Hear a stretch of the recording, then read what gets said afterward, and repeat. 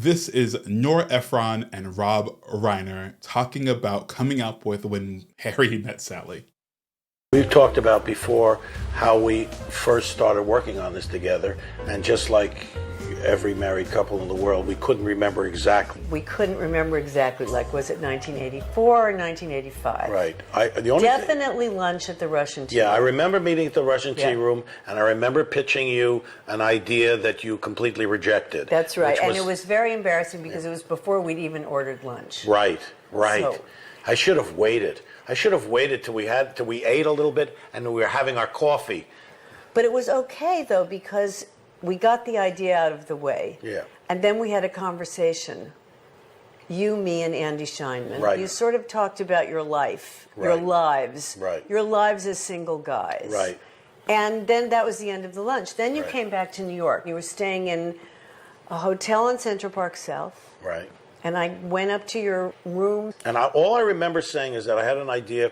I didn't know what it was going to be. I had an idea, scenes from a friendship. It was basically, I had seen Ingmar Bergman, scenes from marriage, and I was trying to find any way that I could codify in some kind of screenplay form all of the experiences I had been going through as a single person for like 10 years. Yeah, that and is so not what happened. So what happened? What did I say to you? What you said was that you had this idea for a movie, that you'd Right. always loved this idea. Two people become friends Right. at the end of the first major relationship in each of their lives, Right. and they make a decision not to have sex because it will ruin the friendship, and then they have sex and it ruins the friendship. That's And this is required watching, where we watch the essential films from the list of cinematic influencers and look at them through the lens about learning about filmmaking and how to move forward. I'm Trey Epps, and today we're finally here. We're finally doing it. We're all in love.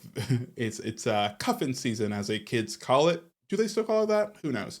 But we're talking about When Harry Met Sally. This is directed by Rob Reiner, written by Nora Ephron, starring Meg Ryan, Billy Crystal, a whole host of other people that I didn't want to name, but of course I gotta shout out Carrie Fisher.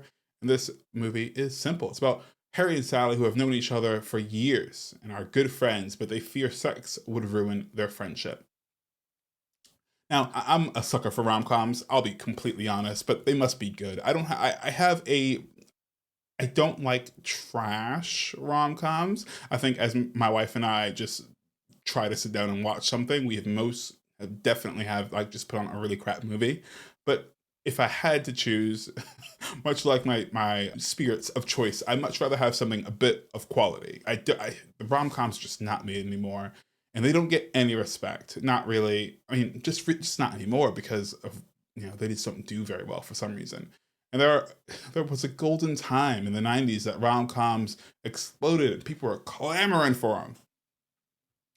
And they were fantastic, but as a kid, I wasn't that interested. I mean, I've seen this film, but I don't think I ever have seen it in its entirety, really. I certainly knew most of the story and have seen all of these bits, but I cannot tell you a time where I've sat down and went, I'm going to put on When Harry Met Sally. But it's beloved by audiences and critics and voters, as it was nominated for Golden Globes and Academy Awards, amongst other things. But here's a little known fact about me. While people cite When Harry Met Sally as being the rom-com, and I don't think they're too far off. If someone asked me what rom-com I'd prefer, I'd probably say Bridget Jones's Diary. I think that trilogy is the bomb. Listen, this movie has so much significance based on where I watched it, who I was with, where I was going, all that stuff. And I think that kind of applies to a lot of things I think are my favorites of anything. I think that applies to all of us, maybe, but I cannot focus on a movie while being hungry, and that kind of, if you ask me why I don't like something, a movie particularly, you should ask me if I was hungry during the movie, because I know it'll sway the way I feel about it. It can be anything. I used to work at a theater as a teenager, and I remember sitting in the middle of a movie and going, oh, I'm going to order X, Y, and Z as soon as I get out of here, and I just could not focus on what was in screen because I just wanted the credits to roll. I don't remember the movie that it was, but I just could not sit there, and I even remember saying to myself, I'm missing this film because I'm thinking about the food that I'm going to eat. Anyways, when the credits rolled and when Harry Met Sally, I was absolutely blown away by the effect that it had on me. I wanted more about the process of the making of this film, and I wanted more of the people I'd seen on screen. I didn't want a sequel, of course, but I wanted more. I mean, maybe it was like the coziness of New York and this love and what felt like a spontaneous relationship of this couple throughout the years. Maybe just reminded me of the people that I knew. I can't tell you the one thing, but I may have watched You Got Mail, which is a which is a kind of sequel, and we'll talk about that when we get there, but not really. Listen, You've Got Mail is coming, unfortunately. Um, but I remember that Nora Ephron films always connected with me. I can't put my finger on it exactly, but I do think it's the way she looks at relationships, and specifically the ones that revolve around New York. And I also think there's a lot of films I attribute to Nora Ephron that aren't Nora Ephron films because they just have like that style. I don't know. Serendipity comes to mind for some reason. I really like that film. I went to Serendipity. It was amazing. I don't know. Do you guys know what I mean? I just convinced myself that she was still alive making these movies because of the other movies that I thought she had made. And I had this Stacey Dash moment where I'd forgotten that she died. I knew that she died, but I'd forgotten that she died.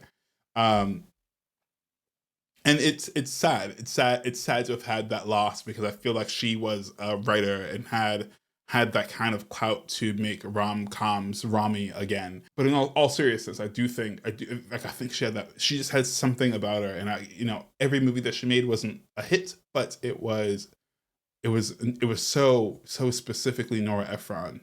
Um, I know people would do anything to be in a Nora Ephron film. I would, and there's just something about her style. Even when like in this film she's not even directing, but it feels so very Nora Ephron as opposed to You've Got Mail when she is directing. It's the same consistency of style across the way. It doesn't surprise me that this film was a close knit group based on the relationship between Nora Ephron and Rob Reiner. It felt like these characters had so much depth on the page, and Billy Crystal and Meg Ryan only amplified it. And as an actor, I'm sure those are the things that you want, right? Like, not only do you have this relationship that you can witness in your director and writer, but we also have like so much depth on the page that you're able to just do a lot with the material. Of course, with Billy Crystal, there's a lot of the stories of Billy Crystal and Meg Ryan improvising their way through the movie, and it's not a complete disregard of the script. But to I guess they realized that they were able to add things to it as actors, and it's incredible to know that a lot of the famous moments of this film wouldn't have existed because they weren't in the script. And I think that's because of like the trust that Rob Reiner and Nora Ephron had in the people that they cast, which just doesn't happen. And I think there's just like this ability to be scared to let go of power as a director or as a writer, like to give your script, to give your film away to two people, and again, like time is always an issue and money is always an issue. So I get it. But here are some little known facts. Carrie Fisher, first of all, it's not really a fun fact, I don't think, but it took me a very long time to realize that it was Carrie Fisher. I didn't look at the credits. Carrie Fisher, I just don't think I recognized her outside of Star Wars and outside of like some of the things that she was in later on in life. And I'm realizing that some of these older actors who are absolute icons, I don't know how much of their other films I've been watching. If you didn't know, Tom Hanks and Molly Ringwald were in the running for these roles, and no one liked the title of this film. So Rob Reiner had a title naming contest with the crew, rewarding them with a case of champagne, which I'm not gonna lie, I feel like Rob Reiner has really good taste in champagne. So I would 100% have thrown in so many suggestions in hopes to get 12 bottles of champagne from Rob Reiner. As far as scene stealers go, for me, I think the biggest scene stealer was the cast. The chemistry between Meg Ryan and Billy Crystal was palpable. I don't think, like, I just don't think, I think it's hard to get that. I think it's also hard to recreate that, and I think that's what a lot of people try to do. I think when we know characterizations of Billy Crystal, and what I don't know is his entire film journey, you can tell that he was having fun while making this movie, that he really enjoyed making this movie, and I think that goes obviously with the entire cast. A super special shout out to Carrie Fisher, RIP. Again, I just didn't recognize her, and it's a shame. With that, we have to talk about the four-way telephone call scene, which I'd seen in other things and understood that it was an homage to this film, which I then found out was an homage to Pillow Talk. And it was all shot simultaneously, and it took, I believe they said 60 something takes in order to get it done right, which is so much time. But it's such a wonderful payoff. Before knowing of the history about that scene, I watched it and actually rewound it to watch it again, because it felt like something clicked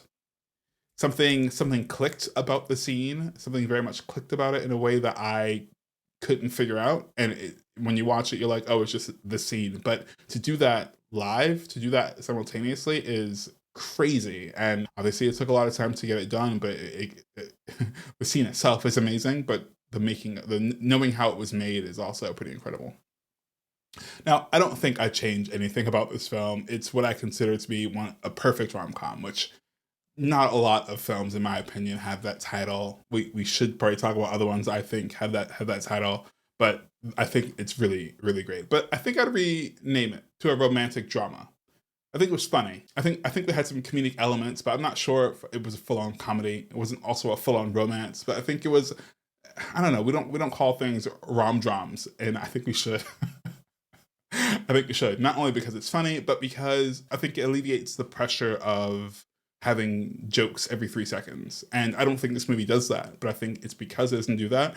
And Billy Crystal character was the comedian, was the funny man, was like, he wasn't odd in any way, but he was like, Meg Ryan was a straight person, and he just had like these quips, and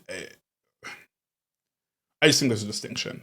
But we can talk about that another day. If we're talking about if this film is required, of course, I am in love with this movie, guys. I'm adding it to movies that I will watch over and over again, especially in this like fall, Thanksgiving-y, like October, Halloween-y, Christmas-y, like holiday times. It just feels like it slots right in perfectly. These movies just don't get made anymore, and I don't know why. But I think studios have tried, and I don't know how to create films like this. I can only describe it as lightning in a bottle. The film had a life when Rob Reiner and Nora Ephron met, and they observed each other, and Nora put this on paper, and the cast really brought it to life. And the takeaway here isn't just that you should mind your own life, to write what you know, because I fucking hate that phrase sometimes. But it's also to choose the actors who care about the characters that they're portraying and want to collaborate and turn the words on in the page to a bit more of an experience, and also just the supporting people, Rob Reiner, Nora Ephron, who allowed that kind of collaboration. I mean, again, the things that we know about this film wouldn't exist without that kind of improvisation, without that collaboration, without the time and money being used. And I think I will continue to say that's the thing that's killing film, is that we endeavor to make film fast because it's cheaper, but what we're losing is the connection with the actors, connection with the crew, and connection with just it's all around connection. I won't go on a diatribe about it, but I think that's what it truly is. And I think we allowed, especially in a rom-com, throw any rom-com out, if we allow these actors to get to know each other, to go out to dinner, to spend time getting to know each other, or like the cast and crew and the director, the machine of making a film is terrible. I think we need to treat it much more of an art and less of a machine. They both have their place, they have to, but I think we're losing the art of it all, and I think that really comes down to relationships of it all. But I'm blathering at this point. So tell me what you think about the film. I'm super curious. I want to be someone who hates this film. It always intrigues me when someone has a completely opposite opinion about a film that I thoroughly enjoy. I have strong feelings about liking it, so let's talk about people who don't like this film. And with that, leave comments, subscribe, leave some 5-star reviews, guys. It would really, really help it out. Thumbs up and all that nonsense. I appreciate it. Required watching is a film club, and without you guys, it's all for naught. So thank you, whether you're one person or several 100,000. I appreciate you tuning in. So thank you so much. Peace.